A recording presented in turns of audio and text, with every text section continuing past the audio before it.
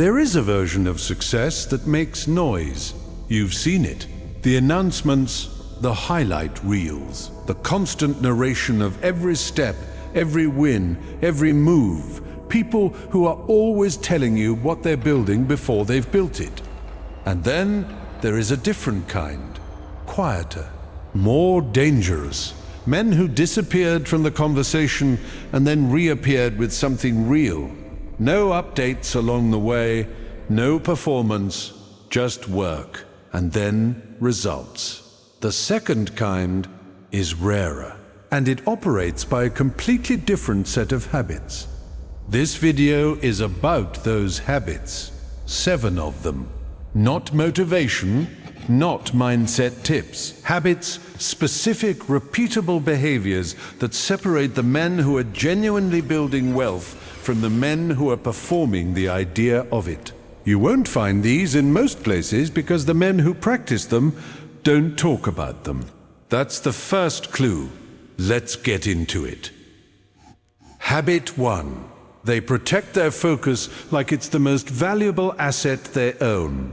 Because it is. The average person's attention is fractured from the moment they wake up. Notifications, news, other people's opinions, other people's problems, other people's lives. By 9 a.m., they've already consumed an enormous amount of information that has nothing to do with anything they're trying to build. Their cognitive bandwidth, the actual raw processing power available for important work, is already compromised before the day has really started. The men who build quietly understand something most people don't. Deep focus is scarce, and because it's scarce, it is extraordinarily valuable. The ability to sit with a hard problem for an extended period without interruption, without switching, without the relief valve of distraction, that ability is becoming rarer as everything around us is engineered to prevent it. They guard it accordingly.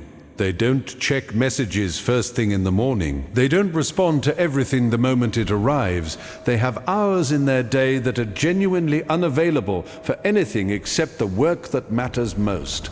Not in theory, in practice. The phone goes elsewhere. The notifications are off. The door is closed. This is not a productivity hack. This is a fundamental decision about what you value. Every time you allow your attention to be pulled away from the thing that matters most, you are making a choice. The men who build quietly are making a different choice, consistently, every day, regardless of what's happening around them. Your focus is your most valuable resource. What you spend it on determines almost everything else. Habit 2. They live significantly below what they earn. This one is unglamorous. It doesn't make good content. Nobody posts about driving a car that's 3 years older than they could afford, or living in a place that's smaller than their income would allow, or choosing not to upgrade simply because the upgrade is available. But the gap between what a person earns and what they spend is the single most important number in building wealth. That gap is called margin, and without margin, nothing compounds. Here's what most people do. Their income rises and their spending rises to meet it. The lifestyle expands to fill whatever is available. A raise arrives, and within 6 months, it has been absorbed into higher rent, a nicer car, better restaurants, more travel. The margin never appears because the spending is always one step ahead of the income. The men who build quietly do the opposite. When their income rises, a significant portion of that increase goes directly into assets, investments, businesses, things that generate returns before it ever gets within reach of lifestyle. The lifestyle improves, but slowly, deliberately, years behind the income curve. The result is that margin builds. Money accumulates. When opportunities appear, and they always do, they have the capital to act on them.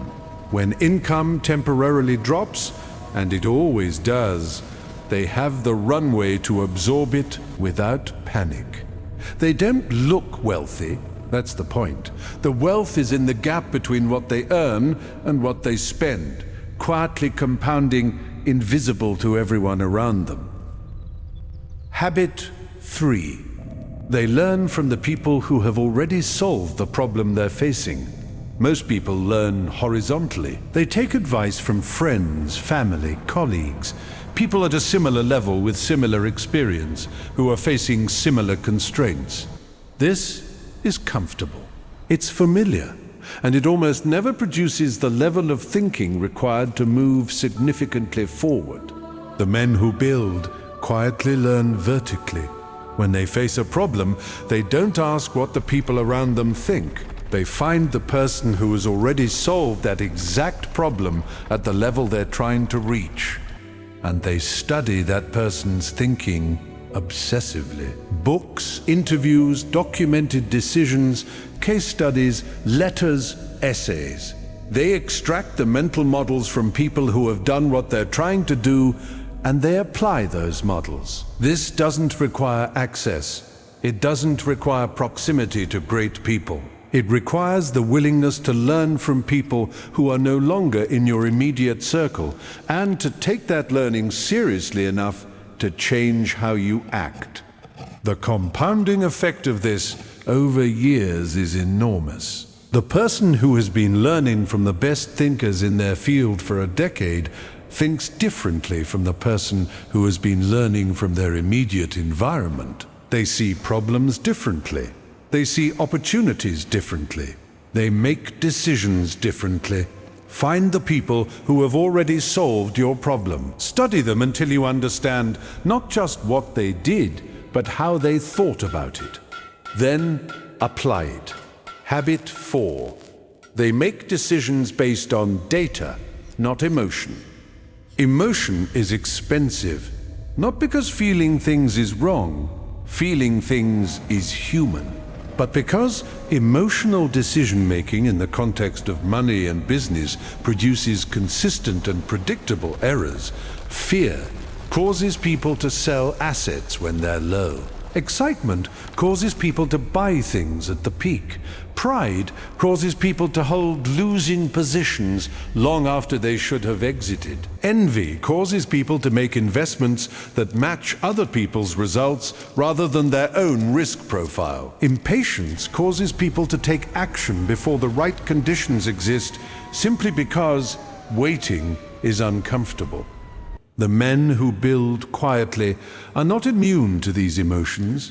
They feel all of them. The difference is in how they've structured their decision-making. They have frameworks, rules they built in advance when thinking was clear, that govern what they do in charged emotional moments. They know their default emotional errors, and they've built systems to counter them. Before they make a significant financial decision, they ask, is this driven by data or by how I'm feeling right now? They take the time to understand the actual numbers. They look at what the evidence says rather than what the narrative feels like. They separate the story being told about an opportunity from the reality of the underlying numbers. This is not about becoming cold or calculating. It is about becoming consistent. Consistent decisions made within clear frameworks compound in the same direction over years. Emotional decisions scatter, sometimes right, sometimes wrong, with no underlying logic building toward anything. Know your emotional defaults. Build your frameworks before you need them. Follow them when everything in you wants to do otherwise. Habit 5. They build one thing at a time. The most common mistake among ambitious people is the portfolio of half-built things. They're working on 3 businesses simultaneously. They're investing in 5 different asset classes they don't fully understand. They're developing skills in 4 different directions at once. Every week, there's a new idea that demands attention, and the existing projects get a little less than they need. nothing compounds, because compounding requires sustained, concentrated effort over time. You cannot compound a business you attend to part-time while 3 other things compete for your attention. The men who build quietly have an almost extreme focus on one primary thing at a time. One business built to the level where it runs efficiently. One investment strategy understood deeply before adding complexity. One skill developed to a high level before moving to the next. They resist the pull of new opportunities, and that pull is constant because they understand that opportunity cost is real. Every yes is multiple no's. Every new direction is resources pulled from the current direction. This doesn't mean they never diversify. It means they diversify in sequence rather than in parallel. First, they build one thing to a level of stability and cash flow. Then they use that foundation to add the next thing. Then the next. The portfolio that appears diversified was actually built serially. One solid thing at a time. Ask yourself honestly, how many things are you giving 90% effort to right now? The answer is probably 0, because 90% multiplied by several directions produces nothing extraordinary anywhere. Pick one thing, build it to the level where it can stand without you pulling it. Then add the next. Habit 6. They let time work for them instead of fighting it.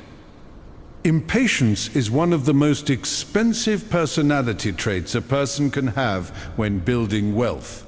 The desire to see results faster than the natural compounding timeline allows leads to decisions that interrupt the compounding itself. Selling too early, switching strategies before they've had time to work, abandoning positions just before the inflection point. The men who build quietly understand something deeply. Most of the value in any long-term investment, financial, professional, relational, arrives at the end, not the beginning. The first years of building something almost never look like they're producing much. The returns feel small relative to the effort. The progress feels slow. Most people quit somewhere in this period, just before the curve starts to bend upward. They don't quit. Not because they're more patient by nature. Patience is not primarily a character trait. It is a strategy. They don't quit because they've designed their life so that quitting isn't necessary. Their expenses are low enough that they can afford to wait. Their emotional state isn't dependent on month-to-month results. Their identity isn't tied to how things look in the short term.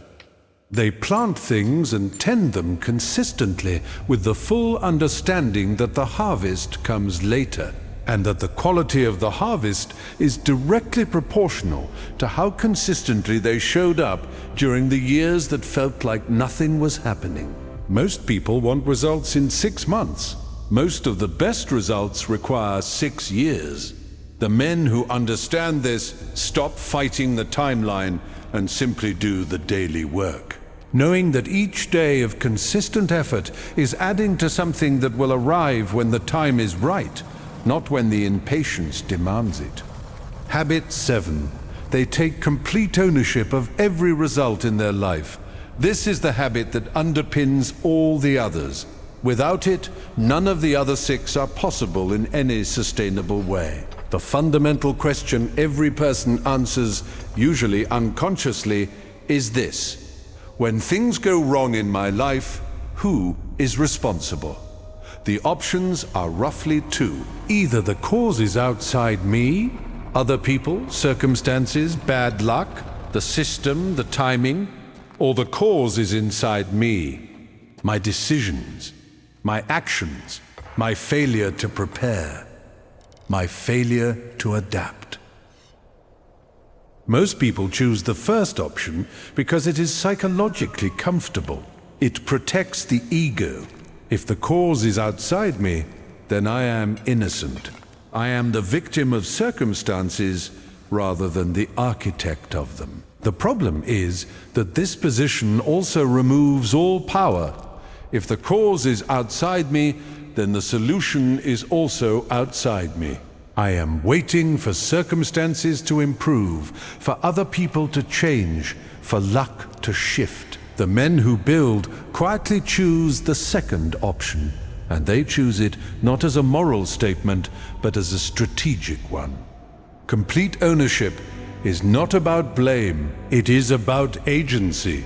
If I am the cause of the result, even partially, even when external factors played a significant role, then I also have the power to produce a different result. I am not waiting, I am deciding.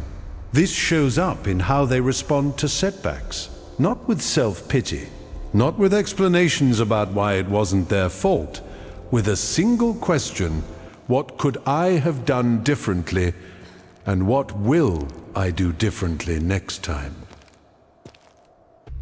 That question, applied consistently to every outcome that doesn't go to plan, produces a quality of learning that nothing else can. Take full ownership of everything in your life. Not because you deserve all the blame, you don't, but because ownership is the price of power, and without power, there is no building. 7 habits. None of them are complicated. Protect your focus. Live below what you earn. Learn from the people who have already solved your problem. Make decisions based on data. Build one thing at a time. Let time work for you. Take complete ownership of everything. The reason these habits are not common is not because they're difficult to understand, it's because they require you to consistently choose the less comfortable thing. To wait when everything in you wants to act. To say no when the opportunity looks attractive. To sit with discomfort instead of reaching for relief. To look inward when everything around you suggests the problem is outside. Wealth built quietly is built slowly. It doesn't look like anything from the outside for a long time. And then one day it does. And the people watching can't see the years of these 7 habits underneath it. You can. Start with 1, not all 7. Pick the one that, if you actually practiced it, would change the trajectory of the next year. Build it into how you operate until it runs automatically. Then add the next. That's how it's done.